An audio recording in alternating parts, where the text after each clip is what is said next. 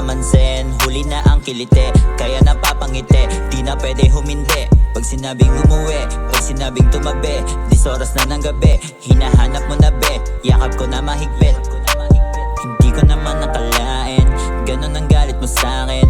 Masaya tayo kanina, tapos ngayon ayaw mong kausapin. At habang gabi lumalalim, hirap mo nang hagilapin. Pero alam ko kung saan ka patungo, babalik ka pa rin sa'kin.